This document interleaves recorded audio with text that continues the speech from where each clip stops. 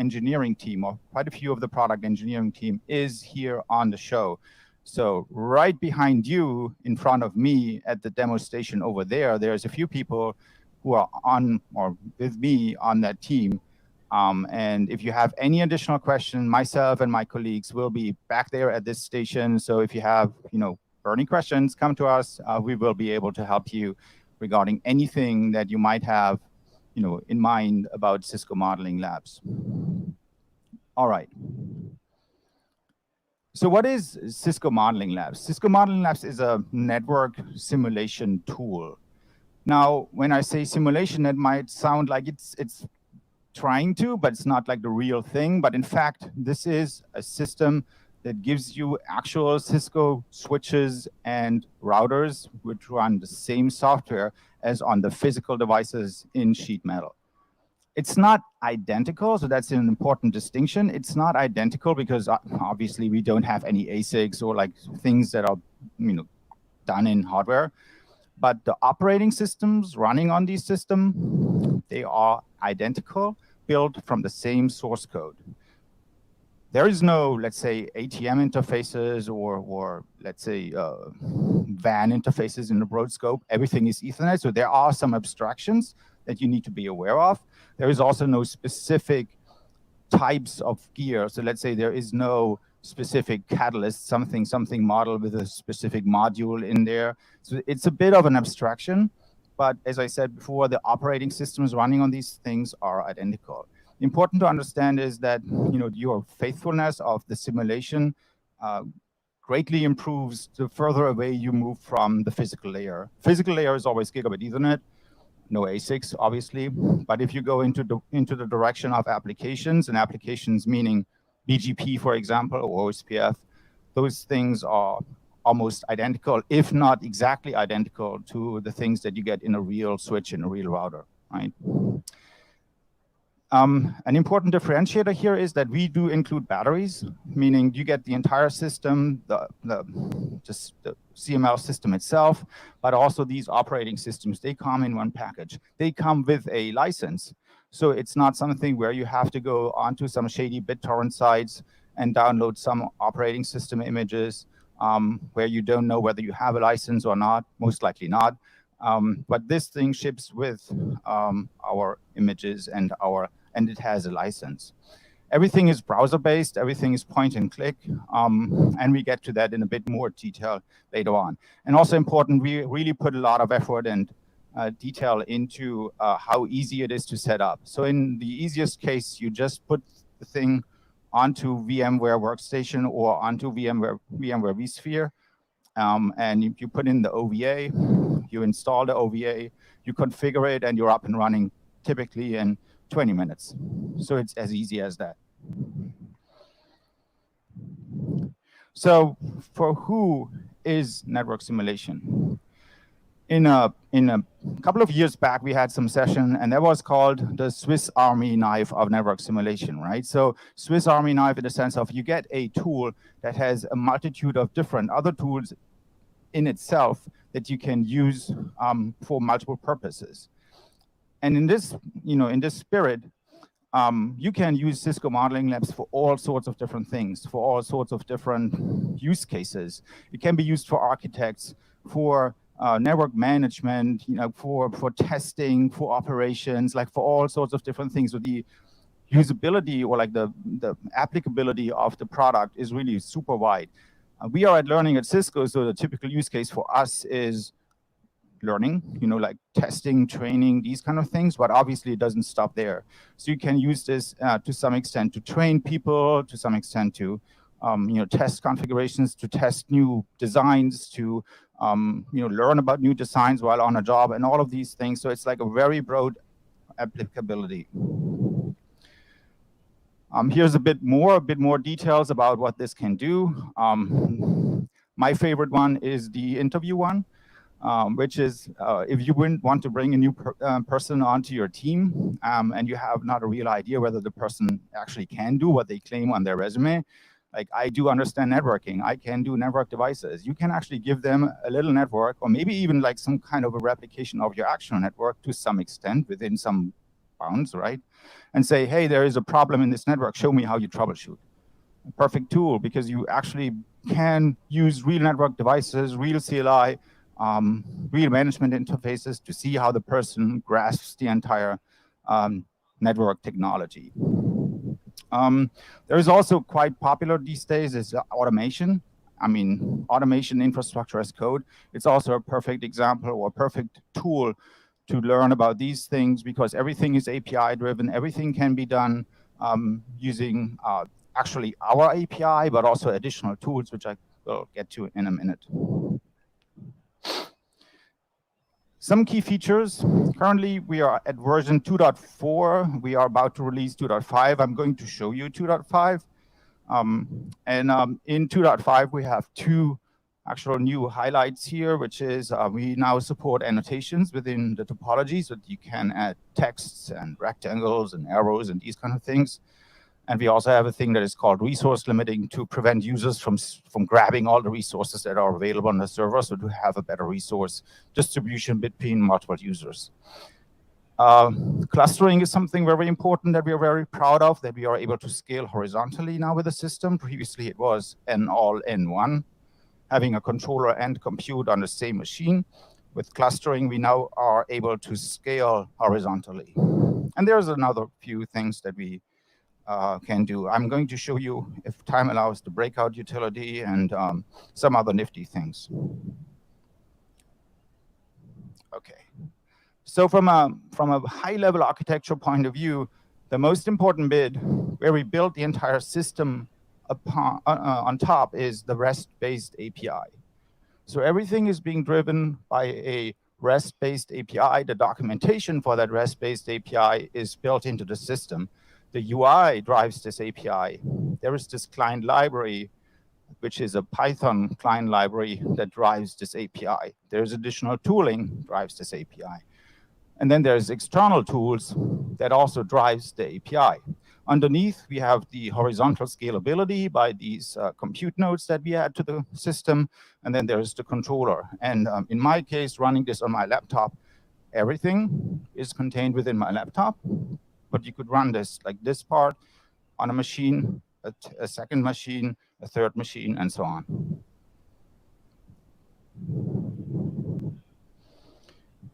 All right, let's check time. There is a lab concept. So this is what the UI looks like. So this is when you have logged in, you will see what we call the dashboard. And within the dashboard, you see these tiles. Each of these tiles we refer to as a lab. This is your labs and the labs that have been shared with you. So if some other user has also created labs, they can be shared with you. You can be part of groups. So it's also multi-user capable, where you have multiple users on the system, which is, by the way, an enterprise feature. So there's different versions of or variants of the tool. So you see your labs or the labs that have been shared with you. You see the state of the labs. You can actually manipulate the state by starting or stopping or deleting the lab. You see here already, like there's like now the capability of adding annotations in here. And you see the overall health of the system, like resource usage in terms of CPU memory and so on. Another thing that is important to mention is that we build a lot of effort into making this the product secure. So everything is being encrypted and authenticated. It's also transport agnostic, so we can also run the entire thing over IPv6. Right, so that's also something that we have taken care of. If you click on one of these tiles, you get into the lab editor. And inside of the lab editor, you get this canvas that you have to add more nodes and to connect these nodes. You see the state of the interfaces. You see the state of the actual nodes, like showing these little badges down here that they're active and ready. You have this palette over here where you can drag nodes onto the canvas to add more nodes to such a topology. And then you have down here certain tabs that allow you to work with these nodes. For example, you can packet capture or go to a console or see a VNC, like the display of such a device. So it could be totally possible that you put in a a Windows desktop, and then you can access the Windows desktop by using this tool, like all built into the UI. Okay, and we will see this in more detail when I do the demo. As I mentioned, we've built the API documentation into the product. So every API that is being used by the UI and by all the other tooling is available in this API browser or documentation tool. We use Swagger, and you can actually live test these APIs. So you can authorize or log in into the system by using the authentication APIs, which are further down. And then you can test all of these things. You get JSON responses, and you get some examples how to put this into curl. So all of this is being built in. I mentioned this briefly before. There's also a Python client library, which is available on PyPy, the Python package index. And the Python client library allows you to access the API or to wrap the API in a convenient way, in an object-oriented way, where you could say, okay, create, let's say here, create a interface on an unmanaged switch, or create a lab. You get a lab object. Within the lab, you can create a node inside of that lab. And then you can deal with these things by starting these objects and stopping, like if it's a node, etc. So all of that is being built into that Python library. The Python client library is quite complete, so it has methods and objects for pretty much everything which is in the API. There is also a Golang API client which you can use, which is also functional. It's not as complete as this one, but that is also working. The Golang API client has been created to support this thing, which is quite new, a couple of months old, where you can drive the entire life cycle of a lab using Terraform. So if you're into Terraform infrastructure as code, it's now possible to drive the life cycle and also create labs, create nodes, etc. using Terraform, which, as I said, uses the Golang API client that does exist. Yeah, and this is on the Terraform registry or Terraform, where you can download it, and it's quite seamless. Okay, let's see. From a licensing perspective, we use smart licensing, which is relatively straightforward. You get a token, you paste it into the product, it registers with the Cisco servers, and you're up and running in no time. So it's really straightforward to license the product. From the packaging point of view, there is a personal version and an enterprise version. The personal version comes with either 20 Cisco devices or 40 Cisco devices. You might argue that that is not enough, but typically it is more than sufficient, especially if you take into account that these 20 or 40 only consider Cisco devices, like routers and switches. We also ship with Ubuntu nodes or Alpine nodes or other pingable devices, external connectors and hubs, and they do not count against this limit. So it's only Cisco devices which fall into that node limit, so you can actually build bigger labs. And another important point to make is it's only actively running devices. You can have 10 labs with a lot of nodes in there, but the limit only applies to the things that are turned on, okay?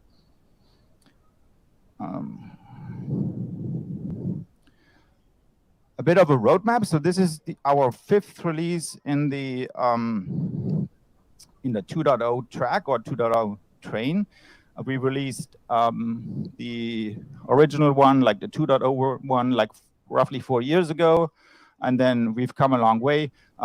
We've originally started with CentOS as the underlying operating system. We've moved to Ubuntu at some point.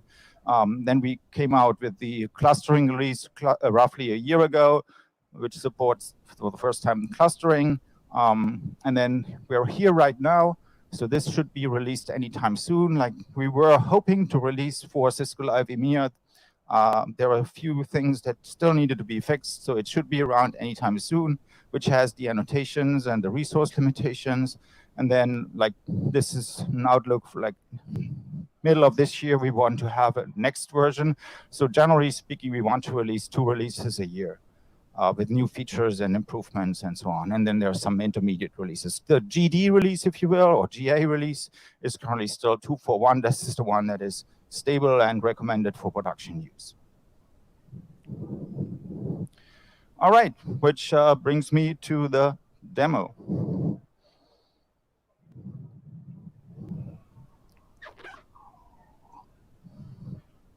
Thank you. All right. As I said, all of what you're going to see is running on my laptop. It is an Intel x86 laptop. Of course, we used to have a lot of people running on Macs, as long as they still had Intel CPUs. Now with the M1 CPUs, it's not possible anymore because most of these VMs, they are x86 VMs. So all the code would have to be translated into ARM code, like on dynamically, and that just brings down the speed so significantly that it just doesn't make any sense anymore. And in addition, we rely on something that is called nested virtualization, where we run virtual machines within a virtual machine. It's also not possible on M1. Performance goes like down. All right. So I log into the system. I see, as I said, my dashboard. So you can click in here, change titles. You see like the state in here. And then I can go ahead and say, OK, we want to build a new lab. So I click on this Add button.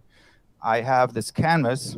And we have now a grid in here, so that allows you for nice placement of the nodes. I just create a random topology here. Not exactly random, but like a simple topology here.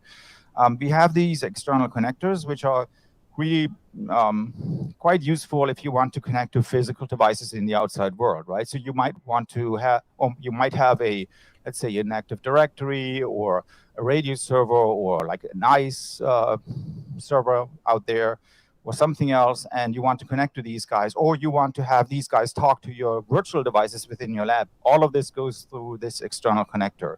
The external connector can either hide everything behind the CML controller, so to provide outside connectivity, basically doing some masquerading network address translation to the outside world, or it can do bridging, which means everything will be just it looks like it sits next to the CML controller, given that you have a DHCP server out there that cannot hand out IP addresses. So that's being done by clicking on this guy, adding on the configuration, and you see then down here the possible bridges and devices that are available to do the outside connectivity. In this case, it's a network address translated. We do a desktop and an Alpine node and just some unmanaged switch in between. What also changed between the previous version and this version is that we do not have this halo anymore. So there used to be some kind of a halo, a circular halo around these nodes if you hover over them. It's now all context, right-click context-based menus. So you click Add Link, you get this wiggly line here, you drop it, you say which port goes to which port. So in this case, we have a lot of ports on this guy here. We just choose the first one, doesn't really matter. And then we connect this guy to this guy, click, and so on. You get the idea. I don't want to do this for. And this is, by the way, where automation comes in really handy, where you can use a script or something to create this using the Python client library or Terraform or Ansible. There's also an Ansible plugin for this. You can provide configurations into these devices. So in this case, I select this and say I want to have a configuration. So you can provide the configuration in here. Or you do have a very minimal bootstrap configuration that can be generated. And you will notice this thing jumping around. That is one of the few bugs that we still need to eliminate. It should stay always at the same height, just to tell you. So I fetched the changes from the controller, and you see it has generated some preliminary or like some very basic configuration for this router device here. Now, if I'm happy with what I have here, I can click on simulate and start the lab, which starts all the nodes. And you see that there is now this little clock item, which means this node is queued, this node is queued, this node has already started, you get the green check mark. This node is in the process of starting, so that takes a while until this node is coming up. And for these, it should take a few seconds more. So this now has also changed to green. This now has changed to green. You see that the interfaces here came up okay. They are green. We can also click on the links itself. There's also a right-click menu for disconnecting them. Some of the nodes actually do understand or do see when you disconnect links, they do get a layer 2 disconnect, so like the interface actually goes down. But that's not something that we influence. That's how the nodes or like how the logic within those operating systems deal with these kind of events, but some of those do. And now I can go to this guy, for example, and click on console. And you see this boots just an iOS at this point in time, right? It takes a bit of time. The other guy should be okay already. So this guy has a login already. It's just a ping endpoint, right? In this case, this also has a graphical desktop that I can use to log in. So just to illustrate this. All right, so let's go back to the console here and just do some fancy stuff. Super fancy, super sophisticated to a ping to 888. So this uses my laptop, network address translating from this node into the CML node, network address translating from the CML node into my IP address on my laptop, going out through the network here to the internet. What's kind of very nice and what we are quite proud of is that we do have a built-in packet capture, which is a Wireshark Lite, right? So you click on packet capture. I still have the ping running. You hit on start, and you get like the packets coming in real time. You click on the packets. You get a decoded version of the packet on the right-hand side, so you can drill down into the packet. There's not much to see because it's just a ping, but you get the idea. You stop this. And if this is not enough, right? If you really want to drill down, you're using a real tool. You click download. You get the PCAP file, and you open it up in Wireshark. As easy as that. It's really cool in my opinion. I'm biased. All right. What else do we have? There is built-in documentation. We have, well, this is the resource limits thing, as I mentioned. This is a new feature of 2.5. We have the client library, which is built in here. So this is the documentation for the Python client library built in Sphinx. So if someone is familiar with any open source tooling, they usually use something like this, read the docs. We have everything configured in here, including, or documented here, including some examples. As you can see here, the client create a lab, which gives you a lab object. And then within the lab, you create a router with this name using this image at this position, gives you a router object. And you can use object-oriented ways to deal with these kind of elements of a lab.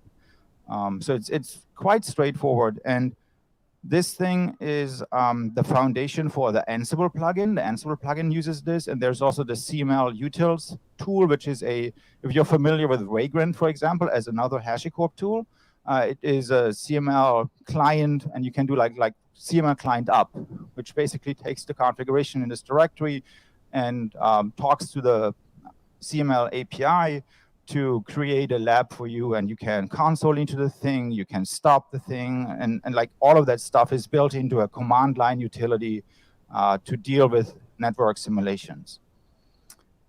I mentioned that before, we do have the API documentation. So you get all the documentation for the system. So you could say, for example, labs. You get the get labs in this example. We say get, we say try, and then say execute. And you see here, this is the curl that you would have to apply. You see the token that needs to be applied here, which is pre-populated. And this is the result. we get UUIDs for the labs, and then you can take these UUIDs to get the content of these individual labs. So you get the basic idea here. And then the last thing that I want to show you guys is the breakout tool. So you might wonder if this is not what you want to do. You're a fan of secure CRT or some other PuTTY or whatnot, like some other tool that you use to talk to these devices on the console, and you don't want to use like the built-in console. Then the breakout tool is your friend. So the breakout tool is a little Golang binary. It's roughly 20 megabytes in size, which comes for all sorts of different operating systems, Windows, Mac, Linux, even M1 binaries and these kind of things. So you run this on your local laptop. It connects back in a secure way using TLS, authenticated, authorized, into the CML server. And it opens up these devices on the CML server, multiplexing them into the tunnel and offering some local versions to it so that you can connect to localhost using Telnet or VNC and run your favorite native client on your laptop, and everything gets tunneled in here, which is in line with our philosophy of making the thing secure. In previous versions and also with some other tools, you open up Telnet ports here. Everything unencrypted, everything unauthenticated. And we were dinged, like in previous times, we were dinged from our own security organization that because they saw in our lab, there's a router and you can telnet to it, and it gives you privileged access to that router. And they could not differentiate whether this is like a lab device to play with or like it's just a router that is unsecured. So we learned the lesson, and everything needs to be authenticated and authorized, and this is what the breakout tool gives you. Right, and I have a little demo here. So as I said, it's just a binary. So breakout, I need to probably make this bigger, right? That you guys can see. Let's help. Oh, what did I do? Breakout, Linux. You get the commands that it takes init, run, UI. And the easiest one to understand is just if we run breakout tool UI, it says it serves a web, or it starts a web server that is on localhost 8080. I go here, localhost 8080, and I get another UI so this is a local web server on my machine, and I can point it to my lab, which I do in the configuration, or I point it to my server, do it in the configuration, did this already. I can fetch the things from my running simulation, from my running labs, and can turn this on, and then see that these things are now available to locally connect. You see all is localhost, and I click on these guys, and it opens up in my Telnet application, and I get the connection directly there. Or if I do the same thing for the desktop, I can click on the VNC link, and it opens up the VNC application. And all this is now tunneled through the breakout tool to the server.